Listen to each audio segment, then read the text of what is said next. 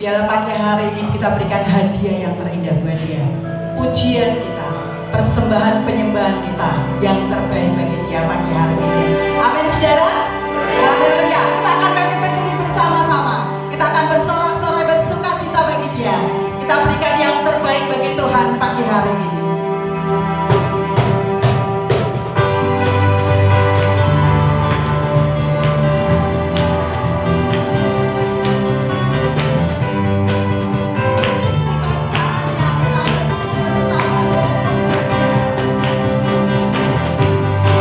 Saatnya kami bertemu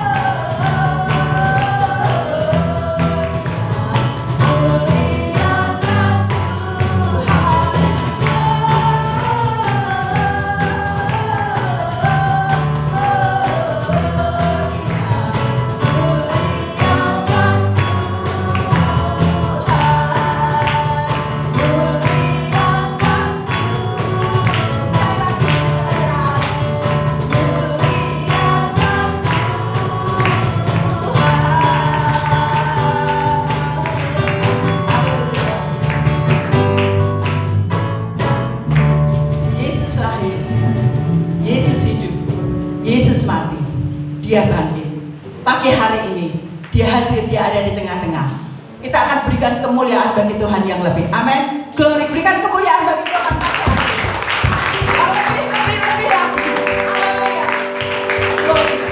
Haleluya. Hanya pujian, penyembahan yang terbaik bagi Dia kita persembahkan buat Natal pagi hari ini. Bulan Desember adalah hari kelahiran Tuhan Yesus. Haleluya. Roh Kudus manis dan lembut.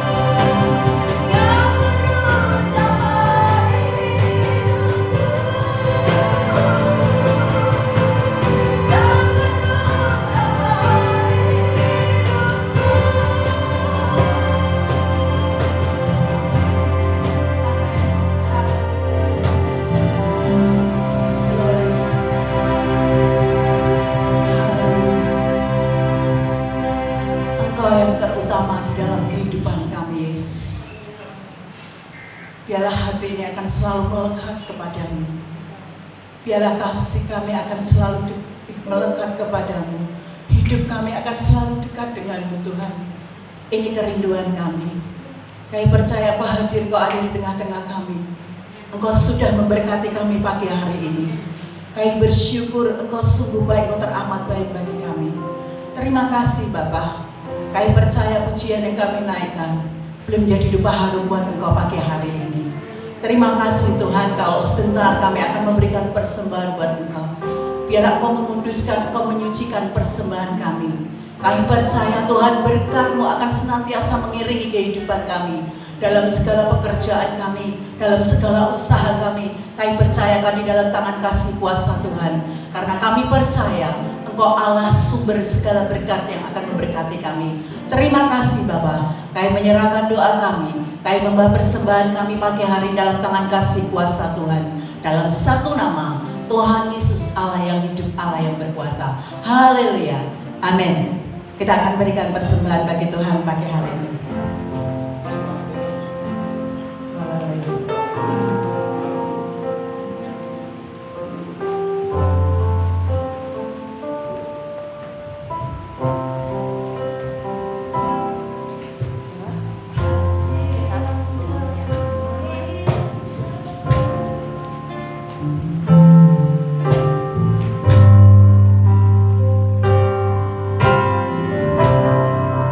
Karya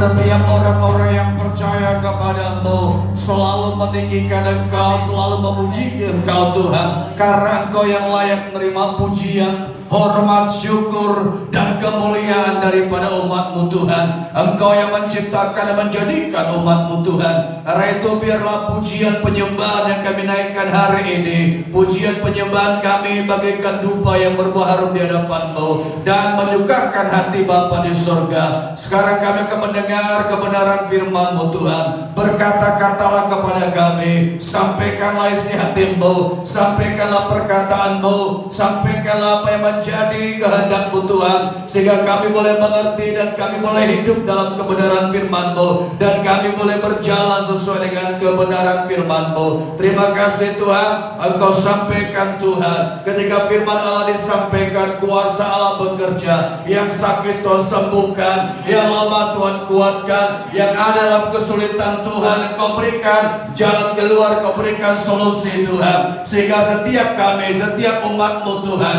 pulang bukan dengan bawa beban lagi, pulang membawa kelepasan, pulang membawa kemerdekaan, pulang membawa satu terobosan daripada-Mu Tuhan. Terima kasih Bapa, makasih. Segala kuasa jahat tidak akan mampu untuk mengambil, merebut firman-Mu, karena firman-Mu adalah kuasa dan kuasa-Mu, dan firman-Mu adalah Kau sendiri Tuhan. Terima kasih Tuhan, di dalam nama Yesus Kristus Tuhan kami berdoa, kami siap menerima firman-Mu. Haleluya, amin, amin, amin. Puji Tuhan. Shalom Bapak Ibu Saudara. Bagaimana kabarnya hari ini? Saya percaya Tuhan akan menolong dan campur tangan dalam kehidupan kita masing-masing.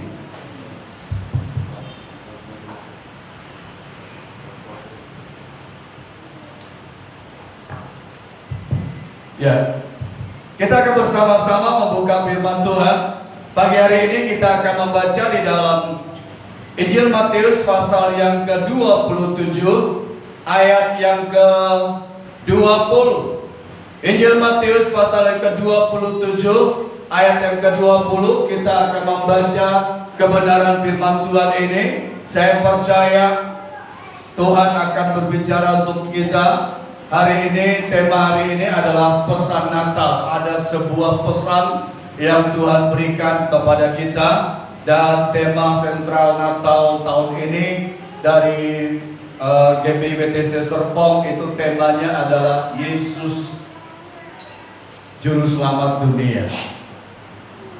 Memang karena tema penginjilan, jadi saya tempel di luar, tidak ditempel di dalam. Jadi Yesus Juru Selamat Dunia. Nah, kita akan membaca di dalam ayat yang ke-27, ayat yang ke-20, ayat 20 ya.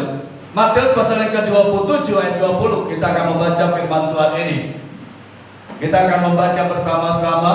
Saya hitung sampai 3 kali. 2, 2, 3.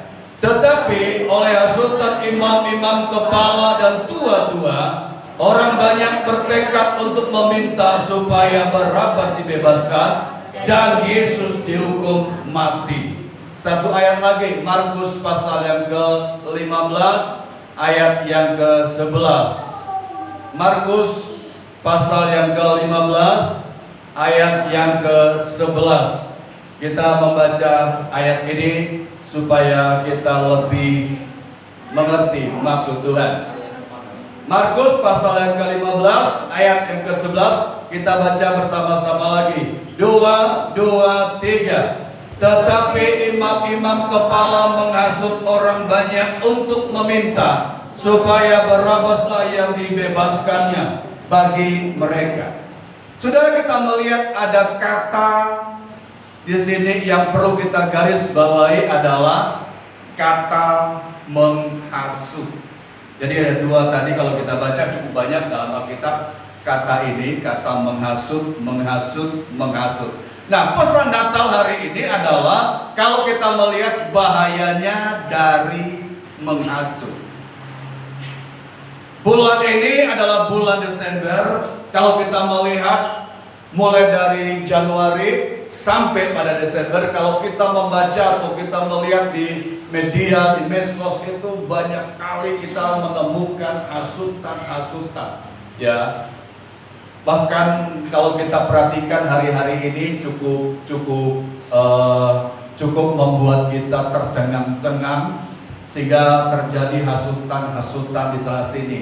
Menghasut ini sesuatu yang sedang menjadi tren di bangsa kita, tren di tengah-tengah negeri kita, sehingga kita melihat hasutan demi hasutan, hasutan demi hasutan terjadi dan semakin merajalela, bukan hanya di luar tetapi juga terjadi di dalam atau di dalam kehidupan bergereja. Nah, kalau kita melihat di sini bahwa Natal adalah identik dengan yang namanya hasutan. Kenapa? Karena kalau kita membaca tadi dalam ayat ini adalah salah satu strategi iblis. Salah satu strategi iblis adalah kalau kita melihat iblis membuat satu strategi dan dengan cara hasutan, maka akan mendatangkan yang namanya perpecahan, kekacauan, baik itu huru-hara, kacau balau, bahkan bukan hanya itu, kebencian, dendam. Ini adalah yang akan terjadi karena sebuah hasutan. Hasutan ini yang merupakan strategi iblis, sehingga kita melihat kalau ini terjadi di dalam gereja Tuhan, maka gereja itu akan jadi gereja yang kacau. Bagaimana jemaat menghasut satu dengan yang lain, dan bahkan kalau kita melihat juga kalau ini terjadi dalam sebuah organisasi itu pun juga akan hancur. Kalau ini terjadi di dalam keluarga, maka keluarga itu juga akan hancur. Kenapa? Karena sebuah hasutan. Ya, hasutan ini adalah sangat berbahaya. Dalam bulan Desember kita perhatikan, atau bulan Natal, kita lihat ketika Yesus datang dalam dunia ini, bagaimana orang-orang pada waktu itu, imam-imam, bahkan para tua-tua, pemuka-pemuka agama, orang-orang yang dikatakan beragama adalah orang-orang yang dikatakan di sini mereka adalah orang-orang yang menghasut. Ada hasutan yang mereka berikan, sehingga kita melihat Yesus pun pada waktu, walaupun dia masih bayi atau masih dalam gendongan Maria, tetapi kita melihat di sini bagaimana dia dilarikan karena sebuah hasutan. Hasutan untuk menangkap, membunuh, dan membinasakan pada waktu itu. Nah, kita lihat kalau hasutan terjadi, maka terjadilah kekacauan, perpecahan, ya, terjadilah satu kehancuran. Apa itu hasutan? Apa itu hasutan? Kalau kita sebagai orang percaya, kita harus paham apa itu hasutan. Hasutan adalah sifat dengki. Itu hasutan. Sifat dengki, sifat iri hati yang ada dalam hidup seseorang. Orang itu dengki, orang itu iri hati. Dia nggak suka melihat orang itu hidup damai, hidup tenang. Ya, dia bagaimana caranya menghasut supaya orang itu tidak damai, tidak tenang. Kenapa? Karena dia dengki, dan dia disebut juga iri hati dan terhadap orang lain. Itu yang disebut dengan hasutan. Ya, hasutan. Jadi kalau kita melihat di sini, ini adalah hasutan. Maka tadi kita melihat di dalam bacaan tadi bahwa imam-imam, tua-tua, tokoh-tokoh, orang-orang yang beragama, dikatakan tadi adalah orang-orang yang menghasut. Orang-orang Yahudi dihasut oleh mereka. Mereka katakan, bebaskan Barabas, salibkan Yesus. Bebaskan Barabas. Siapa Barabas? Barabas adalah orang yang mengacau pada waktu itu dan siap dihukum mati. Tetapi karena hasutan daripada imam-imam, Barabas dibebaskan. Sebuah hasutan. Bahkan kalau kita membaca Kisah Rasul pasal yang ke-13, Kisah Rasul pasal 13 ayat 50, di situ ditulis di sini ya, bukan hanya imam-imam, tetapi dikatakan Kisah Rasul pasal yang ke-13 ayat 50, kalau kita melihat di sini ditulis bahwa orang-orang Yahudi, ya, orang-orang Yahudi menghasut perempuan-perempuan terkemuka, orang-orang yang takut akan Tuhan waktu itu orang-orang Yahudi menghasut perempuan-perempuan terkemuka, ya, bukan orang-orang bodoh, bukan orang-orang biasa. Perempuan-perempuan terkemuka ini adalah orang-orang yang takut akan Tuhan. Bahkan dikatakan pembesar-pembesar itu dihasut oleh orang-orang Yahudi. Jadi yang namanya hasutan ini tidak hanya untuk orang-orang kalangan biasa, tapi dari kalangan biasa sampai kepada kalangan atas. Orang-orang terhormat, orang-orang yang terkemuka, para pembesar, dikatakan di sini tidak terluput dari namanya hasutan. Ya, hasutan ini menghasut orang yang kita lihat di sini. Ini adalah orang yang takut Tuhan, tapi juga kena hasutan. Ya, kena hasutan. Dan kalau sudah kena hasutan, kita melihat adalah ini merupakan sesuatu yang sangat berbahaya. Jadi bukan orang biasa yang dihasut, tapi adalah orang-orang yang punya pengaruh yang besar. Nah, ada orang yang mudah dihasut tanpa pikir panjang, tanpa dia melihat kebenaran, tanpa dia mencari kebenaran, dia mudah dihasut. Ketika orang menghasut dia mudah percaya sepenuhnya, penuh dia percaya. Ya. Tetapi ada orang ketika dihasut, orang itu berpikir, dan dia coba mencari kebenaran, dia coba untuk mencari secara benar, secara pasti apakah benar apa tidak. Tetapi kelompok yang pertama tadi adalah kelompok yang berbahaya. Ketika dia dihasut, dia terima mentah-mentah, dia ambil mentah-mentah, dan dia percaya, dan lalu dia membuat action. Kenapa? Karena sebuah hasutan. Kelompok yang kedua, orang yang coba untuk melihat secara jelas, cari secara jelas. Nah, ini adalah ciri-ciri orang di akhir zaman. Dalam kitab Yudas, surat Yudas bahasa saya, Yudas karena satu pasal kok, Yudas ayat yang ke 18-19 berkata, di situ dikatakan Yudas pasal ayat yang ke 18-19, menjelang akhir zaman akan tampil pengejek yang menurut hawa nafsu kefasikan mereka. Bahkan di situ tulis bahwa mereka adalah orang-orang yang dikuasai oleh keinginan duniawi. Roh pemecah ada dalam diri mereka. Itu tampil dikatakan di situ akan tampil.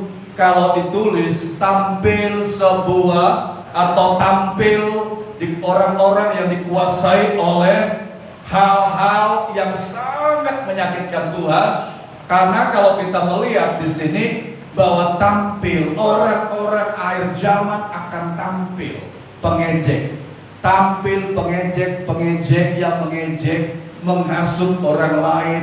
Orang itu dikuasai oleh hawa nafsu. Ini adalah ciri-ciri orang-orang yang hidup di dalam akhir zaman. Hasutan itu timbul dari 4 hal. Yang pertama adalah perkataan mengadu domba, itu hasutan.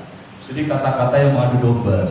Dia coba mengadu domba satu dengan yang lain. Dia nggak suka lihat orang itu tenang. Dia adu domba. Terus perkataan yang menjelekkan orang lain. Pokoknya yang selalu orang itu jelek di mata dia, nggak pernah benar. Orang itu selalu jelek, pokoknya negatif terus. Ini adalah perkataan orang-orang yang menghasut. Terus perkataan yang penuh kebohongan. Jadi nggak ada kebenaran, jadi kata-katanya penuh dengan bohong dan bohong. Dan bukan hanya itu saja, dikatakan perkataan yang membesar-besarkan masalah. Ini adalah hasutan. Jadi mestinya masalah itu kecil, tapi karena sebuah hasutan itu masalah itu menjadi besar. Masalah itu jadi besar dan akhirnya apa? Akhirnya terjadilah perpecahan, kekacauan. Saudara, mulut kita ini memang bisa ngomong apa saja. Betul? Mulut kita ini memang bisa ngomong apa saja. Apa saja bisa keluar dari mulut ini. Tapi bukan berarti apa saja harus diomong. Ya. Memang apa saja bisa diomong, bisa keluar dari mulut kita. Tapi bukan berarti apa saja harus diomongi oleh mulut ini. Kenapa? Karena harus ada yang namanya rem, harus ada yang namanya kontrol. Siapa yang mengontrol? Kita melihat Alkitab mengatakan Roh Kudus itu mengontrol. Di dalam Ayub pasal 11 ayat yang kedua dan 3 mengatakan, orang-orang yang banyak bicara, apakah harus dijawab? Kata Ayub. Apakah harus dijawab orang-orang yang banyak ngomong? Kenapa? Karena ada harus kontrol. Nah, di dalam firman Tuhan mengatakan kalau kita melihat bangsa ini datang mendekat kepada Tuhan. Itu dalam Yesaya 29 ayat yang ke-13. Bangsa ini datang dekat kepada Tuhan, mendekat kepada Tuhan dengan mulutnya, memuliakan Tuhan dengan bibirnya, padahal hatinya jauh dari Tuhan. Dia datang hanya dengan mulut, tapi hatinya tidak menyembah Tuhan. Ya, dia datang karena kita melihat, karena dia aku beragama Kristen. Nah, itu Tuhan mengatakan bahwa ini adalah bangsa yang seperti ini. Yeremia 12 ayat yang kedua mengatakan, memang Tuhan itu selalu ada di mulut mereka. Tuhan selalu ada dalam mulut mereka. Tetapi Tuhan itu jauh dari hati.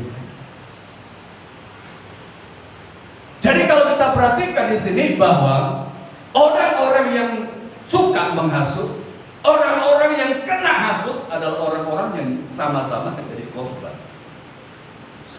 Suka menghasut dan kena hasut. Jadi hari ini kita belajar dalam pesan Natal. Kenapa sih Natal harus ada? Kenapa Yesus mati di kayu salib? Karena sebuah hasutan. Kenapa dia harus menderita? Karena sebuah hasutan. Kenapa gereja dibakar? Kenapa ada banyak orang Kristen yang mengalami penganiayaan? Karena sebuah hasutan. Dan hasutan ini sangat berbahaya. Karena itu dikatakan tadi bahwa mulut ini memang bisa ngomong apa saja.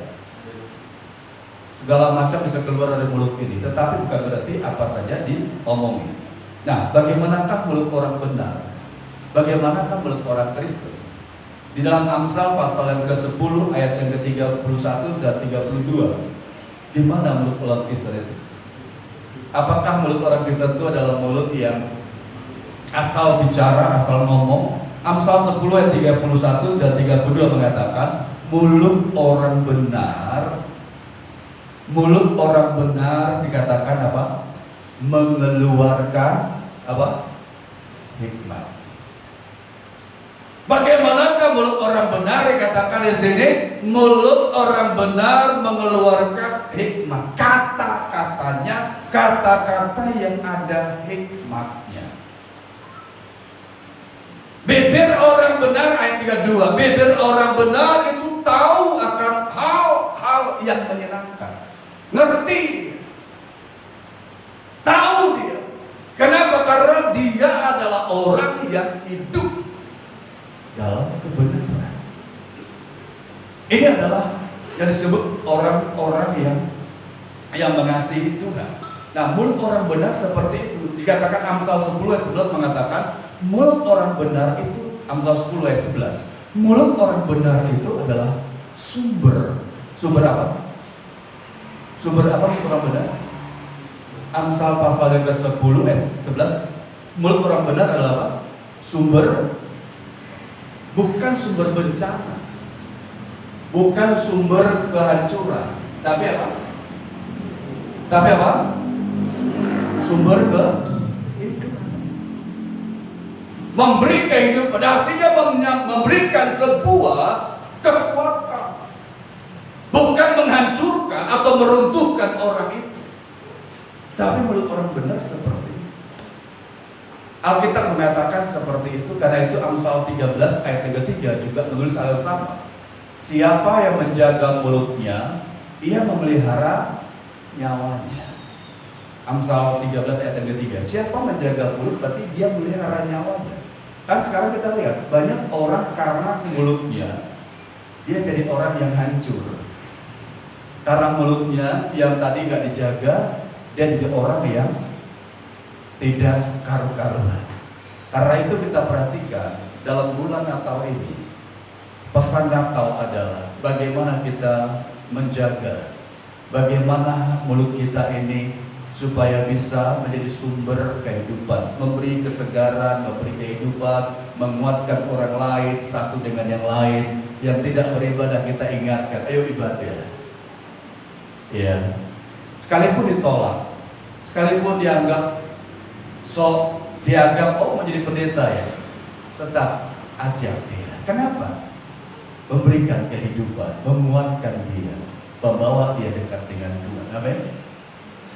Dalam bulan-bulan Natal ini, kalau kita melihat ada banyak orang ketika kena hasut, dia lari dari gereja. Ketika dia kena hasut oleh temannya, dia lari, tidak mau beribadah, jauh dari Tuhan, tidak mau datang ke gereja. Jangan dekat aku, sudah nggak dipakai di pelayanan, kamu sudah nggak dipakai, kamu sudah disingkirkan, kamu sudah tidak lagi dianggap. Dia boleh gampang dia terhasut. Dan dia gampang termakan hasut. Oh gitu ya. Dia boleh menghindar, minggir. Akhirnya jauh dari Tuhan. Besoknya dia ambil keputusan yang salah. Saudara, kita melihat di sini, kalau ini terjadi di bulan-bulan ini akan menjadikan hancur dari anak Tuhan di kaki. Natal, bahwa hasutan itu akan menjadi orang itu jadi orang yang hancur. Karena itu Amsal 13 ayat 3 mengatakan, siapa yang lebar bibir. Amsal 13 ayat 3 tadi mengatakan, siapa yang lebar bibir akan ditimpa kebinasaan. Lebar bibir artinya apa? Mulut besar, ngomongnya gede, tapi terada isi, gede omongannya, dan itu akan binasa. Orang yang biasa, orang yang ngomong biasa saja adalah orang yang penuh hikmat. Pesan Natal, mari jangan sampai kita jadi orang yang menghasut orang lain. Kalau kita menghasut orang lain dalam hal yang baik, itu lebih baik. Betul? Dalam hal kebenaran itu lebih baik. Tapi kalau kita menghasut orang lain untuk membenci orang satu dengan yang lain, itu akan menghancurkan satu orang itu. Dua, kita akan jadi orang yang merusak pekerjaan Tuhan. Mari kita belajar untuk hidup di dalam firman Tuhan. Nah, bagaimana sih kalau kita melihat apa yang harus kita lakukan? Kalau kita lihat di dalam Sakarya pasal yang ke-8, sebagai orang percaya, sebagai anak-anak Tuhan, apa yang harus kita lakukan? Sakarya pasal 8, sebagai orang percaya, kita harus melihat dalam firman Tuhan ini. Sakarya pasal 8, apa yang kita lakukan sebagai orang-orang Kristen dalam masa-masa ini. Sakarya pasal yang ke-8 ayat yang ke-16 kita baca, dan ayat yang ke-17, 16-17 kita baca bersama-sama ayat ini. Sakarya 2, 3, mulai dari ayat yang ke-16 ya. 2, 3. Inilah hal-hal yang harus kamu lakukan. Berkatalah benar seorang kepada yang lain, dan laksanakanlah hukum yang benar, yang mendatangkan damai di pintu-pintu gerbang maut. Janganlah merancang kejahatan dalam hatimu seorang terhadap yang lain, dan janganlah mencintai sumpah palsu, sebab semuanya itu kubenci. Demikianlah firman Tuhan. Bagaimana dan apa yang kita lakukan sebagai orang percaya, sebagai umat Tuhan, sebagai orang Kristen? Yang pertama yang kita lakukan di sini adalah kalau kita melihat dan memperhatikan dalam firman Tuhan ini, hal yang pertama yang inilah yang harus kamu lakukan. Apa? Apa? Berkata benar. Ini mudah gak? Mudah gak untuk berkata benar? Berkatalah benar seorang kepada yang lain. Ini hal yang pertama yang kita lakukan sebagai orang percaya yang mengaku Yesus Kristus Tuhan. Dan Alkitab mengatakan berkatalah benar. Iya katakan ya, tidak katakan tidak. Berkatalah benar ini merupakan hal yang Tuhan ajarkan. Kalau kita perhatikan tadi dikatakan ini yang harus kita lakukan, ngomong benar. Menggunakan mulut untuk berkata yang benar. Berkata yang benar. Seorang kepada yang lain. Jangan pernah kita untuk memfitnah orang lain, menjatuhkan orang lain, menjelekkan orang lain, karena kita belum tentu sama atau sempurna berkata benar. Amin. Ini memang kalau kita lihat secara teori gampang, tapi secara praktek ini susah dan sulit. Karena biasanya orang lebih mudah berkata tidak benar ketimbang berkata benar. Untuk apa? Untuk menyelamatkan diri. Kalau dia berkata benar, dia akan disalahkan. Lebih baik dia ngomong nggak benar, betul? Dia akan dianggap dia akan dianggap dibully istilahnya, salah, ya, dan dia melakukan hal-hal itu. Karena itu kita melihat di sini, berkata benar seorang kepada yang lain. Kenapa? Karena mereka adalah saudara kita, keluarga kita, ngomong benar, ya. Yang kedua yang kita lakukan, yang kedua adalah apa? Menurut ayat ini, yang kedua kalau kita perhatikan menurut firman Tuhan ini, Sakaria pasal yang ke-8 ayat ke-16 dikatakan, berkatalah benar seorang pada yang lain dan laksanakanlah hukum yang benar. Melaksanakan hukum yang benar. Hukum apa di sini? Bukan hukum dunia, tapi hukum firman Tuhan. Ada hukum kasih, ada 10 perintah Tuhan, ada 10 hukum Tuhan. Siapa yang hafal hukum Tuhan? 10 hukum Tuhan. Itu sudah dibuat oleh Tuhan, 10 hukum di atas gunung Sinai, diberikan kepada Musa. Dan Tuhan katakan, ini ucapkan dan ini laksanakan. Kalau orang Kristen, orang percaya melaksanakan hukum Tuhan, hukum-hukum Tuhan, saya percaya Indonesia ini akan diberkati oleh Tuhan. Gereja akan diberkati oleh Tuhan. Tetapi banyak yang tidak melaksanakan hukum Tuhan. Dia berkata, oh itu kan nanti kalau sudah mau mati. Apakah orang mati bisa melaksanakan hukum Tuhan? Orang mati gak akan bisa melaksanakan hukum Tuhan. Ya, kalau dia sudah mati ditimpa tanah, ada yang dibakar, tinggal abunya simpan di tempat toples, ada dibuang ke laut, ada simpan di kamar, jadikan tempat persahabatan. Ya. Lakukan hukum-hukum Tuhan. Berat kan? Kalau kita berpikir ini berat, ya berat. Tapi kalau kita mencintai Tuhan dengan sungguh-sungguh, nggak terasa berat. Kenapa? Karena kita tahu mendatangkan apa? Mendatangkan apa? Damai, damai di pintu-pintu. Pintu-pintu gerbang rumahmu. Mendatangkan damai, mendatangkan kebahagiaan. Tidak terjadi tarung terus, perang terus, seperti Timur Tengah. Ya, lakukan, laksanakan hukumnya Tuhan.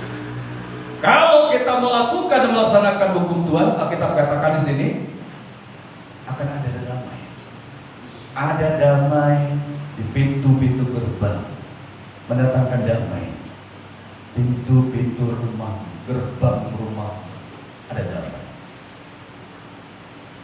Ya, karena kita melakukan hukum Tuhan.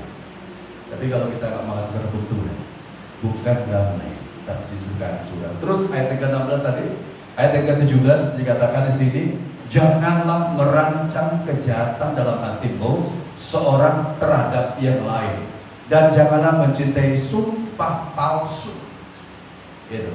Jadi kita lihat di sini bahwa yang terakhir adalah kita lihat yang harus kita lakukan, jangan merencanakan yang jahat terhadap orang lain. Harus berpikiran positif. Harus berpikiran satu dengan lain dengan berpikiran yang baik. Kalau kita selalu berpikiran dan merencanakan, oh dia jahat, dan merancangkan kejahatan, atau kita lihat tadi bahwa bersumpah palsu, omongnya nggak benar, dan kita lihat Tuhan katakan apa? Ku benci semuanya itu. Aku nggak suka, kata Tuhan. Tuhan nggak ingin umatnya hidup ada di dalam kekacauan. Tuhan ingin umatnya ada dalam kehendak Tuhan. Satu ayat terakhir, ayat yang ke-30, Ulangan pasal yang ke-30 ayat 14. Ulangan 30 ayat 14 berkata, saya ingin mengajak untuk membaca. Ulangan pasal 30 ayat 14, saya mengajak untuk melihat di sini. Ayat 14 berkata demikian. Tetapi firman ini sangat dekat kepadamu, yakni di dalam mulutmu dan di dalam hatimu. Untuk apa? Untuk diapakan, saudara? Untuk diapakan? Bukan dilupakan, tapi dilakukan. Firman ini dekat kepadamu dalam mulutmu dan di dalam hatimu, untuk dilakukan. Kalau kita melakukan dan kita sadar, oh firman Tuhan itu ada dekat di mulutmu, dalam hati, lakukan. Ketika kita melakukan firman, ya tadi saya katakan, ada banyak yang harus dikalahkan. Tapi ketika kita melakukan firman, ada kuasa Tuhan yang menyertai kita, dan Tuhan akan memberkati. Karena Yohanes 1:1 mengatakan, pada mulailah firman, firman itu bersama-sama dengan Allah, dan firman itu adalah Allah. Jadi kalau kita melakukan firman, kita hidup dalam firman, dekat dengan itu, dan itu membuat kita semakin paham. Dalam masa Pranatal ini, kita coba melihat bahwa ketika kita melakukan firman, Yesus itu adalah Tuhan, dan Dia akan menolong kita. Yesus adalah juru selamat, bukan yang untuk kita saja, tapi juga untuk orang lain. Karena itu tema Natal saat tempel di luar, saya pikir saat tempel di pintu gerbang memang tetap terlalu kecil. Ya. Maksudnya dekat pintu gerbang itu kan, jadi semua orang lewat, karena setiap hari orang itu berolahraga dalam Surabaya ini, setiap hari ya olahraga cukup banyak, pagi, sore, karena strategis tempat, matahari langsung menyinar tempat, cukup strategis. Jadi kesempatan. Ada orang-orang Afghanistan yang biasa lewat, saya nggak ngerti bahasanya. Kalau mereka lewat, Assalamualaikum, saya bilang, Shalom, Tuhan Yesus memberkatimu ya. Tuhan berkati. angguk-angguk ya. Karena kalau mereka lewat, Assalamualaikum, saya sahut dengan Shalom, Yesus memberkati. Mereka lewat sana, atau tinggal di mana, atau tinggal di mana. Tetapi itu yang mereka lakukan. Kita memberitakan kabar sukacita, kabar baik untuk semua orang. Amin. Ada Yesus Tuhan. Lakukan firman Tuhan. Mudah kan? Nggak mudah. Kalau kita nggak mau, dan bagi kita yang mau, akan mudah. Contohnya kalau kita mau beribadah. Kalau kita mau beribadah, kan kita ibadahnya pagi. Bangunnya harus jam berapa bangun? Bangunnya harus siang-siang, amin. Sehingga alasan, nggak ada tempat lagi, nggak ada air lagi. Alasan. Itu alasan yang tidak masuk akal. Kalau dia cinta Tuhan, kalau dia menyadari, ini adalah hari ini. Kemarin saya pergi ngantar kemarin hari Jumat itu kan sholat. Pas jam itu, mereka dari yang sudah lari kejar supaya apa? Nggak ketinggalan. Kalau orang kita nggak, kan masih jam segini, gampang, ya kan? Jadi gampang meremehkan. Kenapa terjadi? Karena dia tidak mau hidup di dalam firman. Karena dia melakukan firman, dia paham dan dia sadar, dia tahu bahwa ada satu konsekuensi, bahwa dia adalah orang yang melakukan dengan segenap hati firman Tuhan.